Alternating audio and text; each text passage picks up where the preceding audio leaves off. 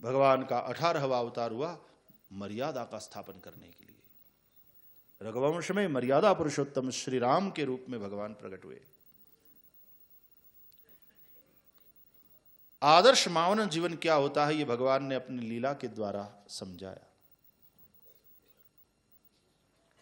त्याग और समर्पण का एक नया कीर्तिमान कायम किया। त्यक्त्वा सुदुस्त्यज सुरेप्सित राज्य लक्ष्मीम धर्मिष्ठ आर्य वचसा यदगाद माया मृगम दयित येप्सित मन्वधावन वंदे महापुरुषते चरणारविंदम। त्यक्त्वा सुदुस्त्यज सुरेप्सित राज्य लक्ष्मी। सुदुस्त्यज और सुरेप्सित, छोड़ना कठिन, ऐसी राज्य लक्ष्मी। अरे छोटी सी सत्ता की कुर्सी भी कोई छोड़ने को जल्दी तैयार नहीं होता है? छोटे परिवार में भी मेरी चले, उसका ज्यादा संघर्ष होता है। सत्ता की कुर्सी जल्दी छूटती नहीं। और ये राज्य सत्ता सुदुस्त्यज और सुरेप्सित, जिसको देखकर देव भी ललचा है। त्यक्त्वा, उसको तुरंत ठुकराया। कोई कठिनाई श्री राम जी को अनुभव नहीं हुई। जब आप अयोध्या कांड में सुनते हैं राम कथा में, पता नहीं भगवान नारायण की कुछ इच्छा ऐसी है कि भागवत के साथ साथ रामायण भी चल रही।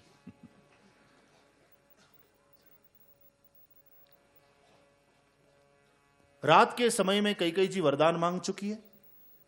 सुनकर के दशरथ जी बड़े शोकाकुल हैं, भूमि पर गिरे हुए हैं, आंसू बहा रहे हैं। सुबह होने जा रही है। द्वार भीर सेवक सचिव कहीं उदित रवि देखी, जागे अजहुन अवधपति कारण कवन बिसेखी। द्वार भीर सेवक सचिव कहीं उदित रवि देखी। सेवकों, सचिवों, नगरजनों की भीड़ हो गई महल के द्वार पर। सूरज निकल आया है। सेवक सचिव परस्पर कह रहे हैं, अजउन जागे वो अवधपति। अरे पिछले पहर भूपनित जागा, महाराज तो हमेशा चतुर्थ प्रहर में, रात्रि के चतुर्थ प्रहर में जाग जाते, और आज सूरज निकल आया और महत्वपूर्ण दिन है आज तो राम राज्याभिषेक का, और जागे वो अजउन अवधपति। तो सचिव संस्था के, अमात्य संस्था के जो प्रमुख थे सुमंत्र जी, उनसे प्रार्थना करी गई, जाहु सुमंत्र जगावहु जाई। सुमंत्र जी आप जाइए, महाराज को जगाइए। और फिर सुमंत्र जी जाते हैं और जो देखते हैं उन्हें आघात लगता है। अंत में सुमंत्र जी श्री राम को बुलाकर आते हैं। राम जी जब अपने पिता को इतना दुखी देखते हैं, वहां तुलसीदास जी एक अद्भुत बात लिखते हैं कि प्रथम दीख दुख सुनान काहू। श्री राम ने अपने जीवन में पहली बार दुख देखा। जिन्होंने कभी सुना भी नहीं था दुख, उन्होंने आज पहली बार देखा। अपने पिता को ऐसी दशा में श्री राम जी ने कभी नहीं पाया। श्री राम बड़े दुखी हुए। अवधेश की स्थिति ऐसी नहीं थी कि उनसे कुछ पूछ सके, तो पास में खड़ी मां कैकेयी को प्रणाम किया श्री राम ने। पूछा, मां मेरे पिता को क्या हुआ है? इनको ऐसी स्थिति में मैंने कभी नहीं देखा। मेरे पिता को क्या हो गया?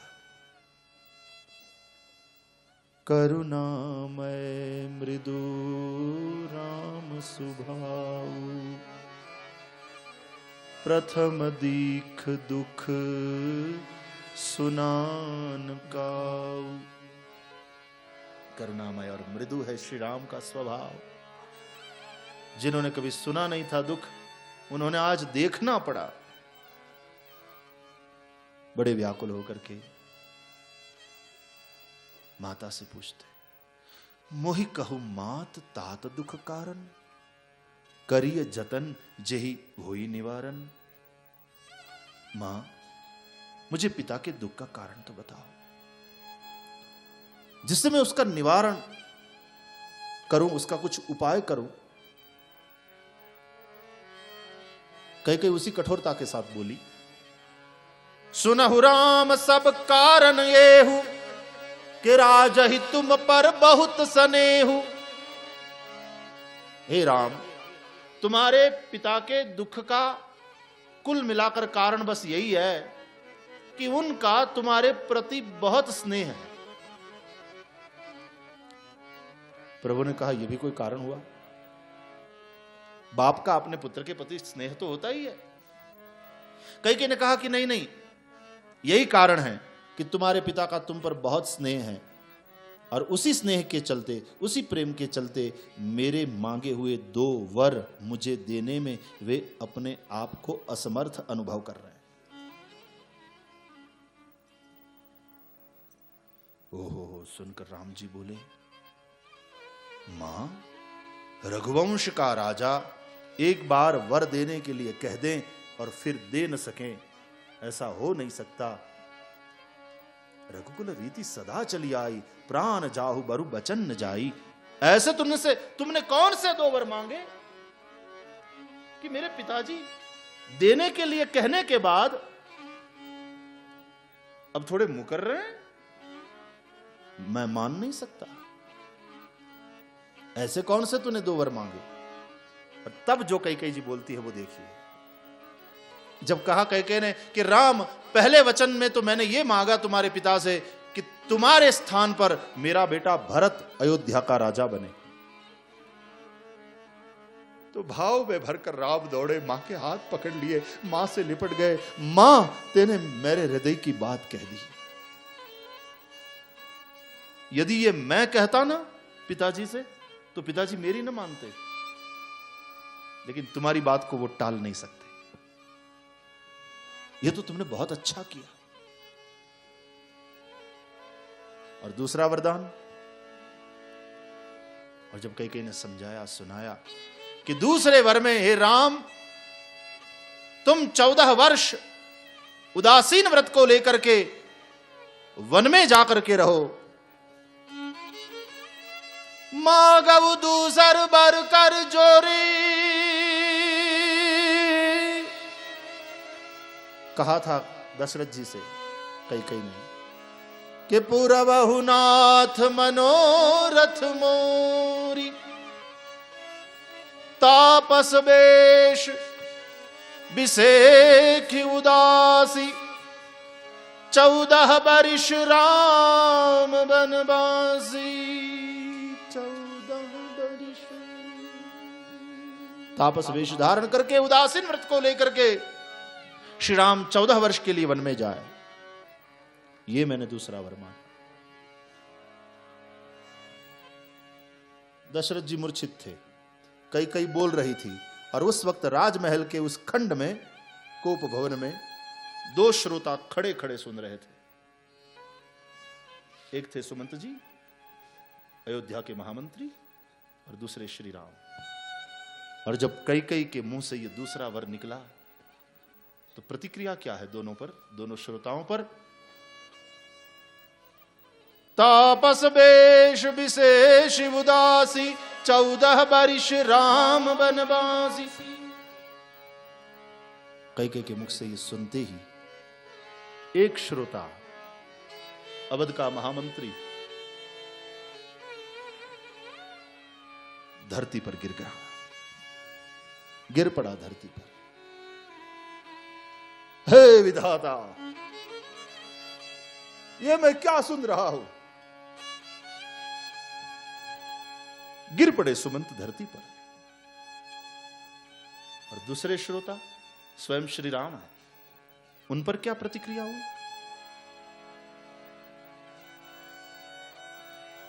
वही शांति श्री राम के चेहरे पर। बोले, मां, सुना है कि मां उपकारी होती है। तुमने मेरे हित के लिए खुद अपने माथे पर कलंक लेकर के इतना बड़ा काम किया।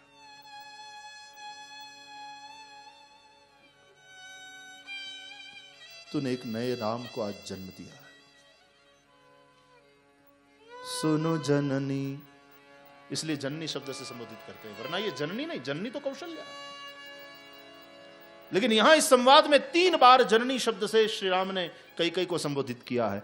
सुनो जननी सोई सुत बड़ भागी, जो पितु मातु बचन अनुरागी, तनय मातु पितु तोष निहारा, दुर्लभ जननी सकल संसारा, मुनिगण मिलन बिसेखि बन, सब ही भांति हित मोर, तेहि मह पितु आयसु बहुरी, सम्मत हे जननी तोर। 3 बार जननी शब्द।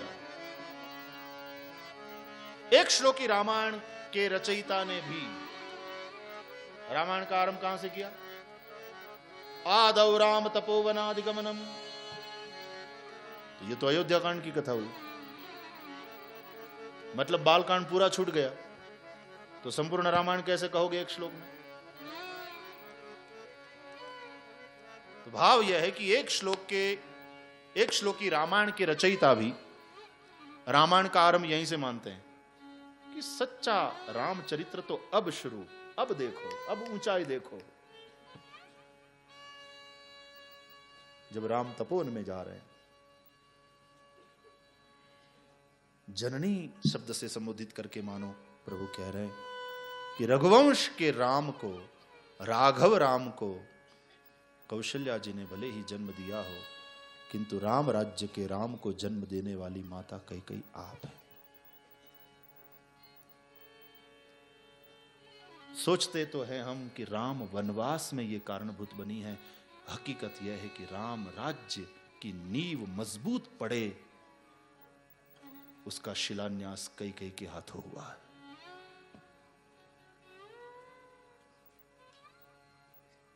एक भक्त की मां के हाथों,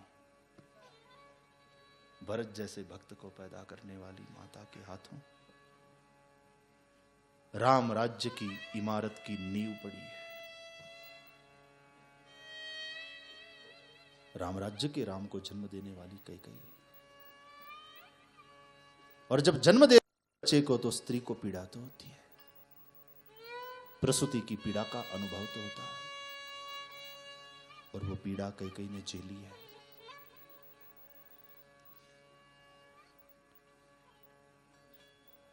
संसार को राम राज्य का राम देने के लिए उसने अपना सुहाग लुटाना पड़ा।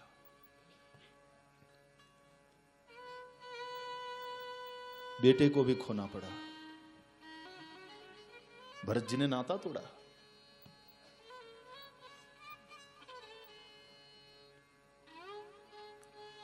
दुनिया की गालियां सुनी,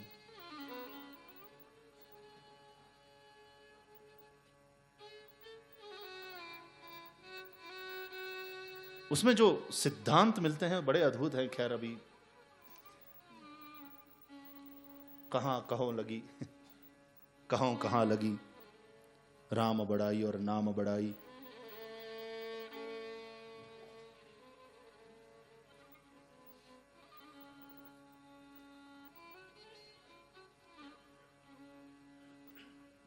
तो राम जी कहते हैं कि माँ वो सुत तो वो पुत्र तो बड़भागी है जो माता पिता के वचन का अनुरागी हो, जिसको माता पिता की आज्ञा में इतना अनुराग हो, तुरंत उसका पालन करे। माता पिता को संतोष देने वाला पुत्र तो हे जननी संसार में दुर्लभ है, और तुमने जो मांगा है उसमें तो मेरा ही कल्याण है। सिद्ध positive thinking of Lord Shri Rama. कहते हैं कितने सारे फायदे हैं। मुनिगण मिलन, एक तो मुनियों से मिलन होगा वन में, विशेष वन में घूमने को मिलेगा, ट्रैकिंग का जिसको शौक हो चल पड़ते हैं।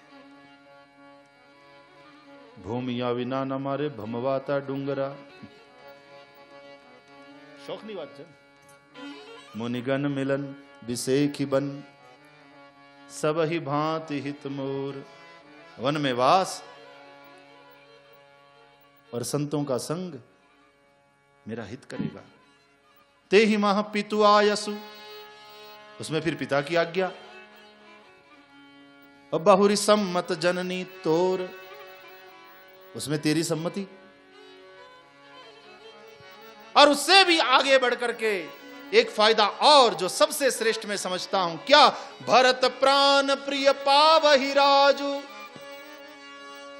मेरा भाई भरत, मेरा प्राण प्रिय भरत राजा बनेगा। इतने सारे फायदे फायदे फायदे होते हुए भी यदि इस सौदे को स्वीकार न करे, वो आदमी दुनिया का सबसे बड़ा मूर्ख है। मूर्खों की जमात में मेरा नाम सबसे पहले लिया जाएगा। अब कहते हैं वो सुनो, किंतु माता ये तो मेरे पिता के दुख का कारण नहीं हो सकता। रघुवंश का राजा इतनी बात मात्र से इतना दुखी हो जाए, ये बात तो मेरी समझ में नहीं आती। मुझे लगता है अब राम खोज रहे हैं कारण, पिता के दुख का कारण, क्योंकि माता ने जो कारण बताया वो तो समझ में नहीं आ रहा। तो राम स्वयं ढूंढते हैं कारण। मुझे लगता है भा मोहिते कछु बड़ अपराध हो। लगता है मुझसे कोई बड़ी भूल हो गई जो रघुवंश को कलंकित करे, पिता को दुखी करे। अनजाने में कहीं कोई गलती तो नहीं हो गई मेरे से। बड़े उदास हो गए राम।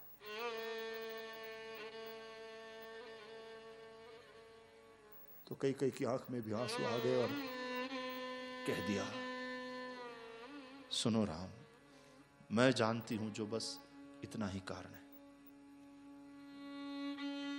और पुत्र, कई कई के मुंह से निकल रहा है, पुत्र तुम अपराध जोग नहीं ताता। दुश्मन भी जिसको ये सर्टिफिकेट दे दे, वो चरित्र जिनका हो। किसी ने बहुत ठीक कहा कि गांधी बापू रात में सोए हो और सुबह में पथारी त्याग करके चले जाए स्नान के लिए, और तब पथारी उठाते समय गांधी जी के तकिए के नीचे से ब्राउन शुगर के पुड़ियां मिले, ड्रग।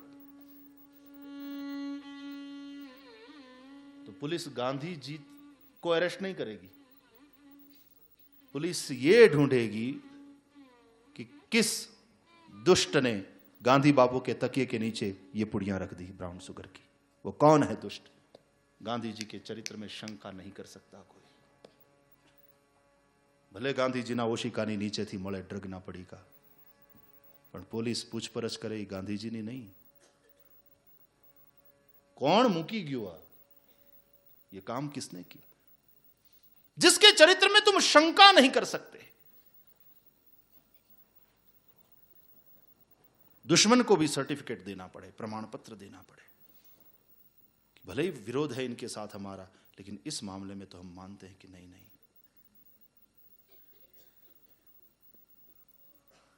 ये 100% शुद्ध आदमी है। कह दिया तुम अपराध जोग नहीं ताता।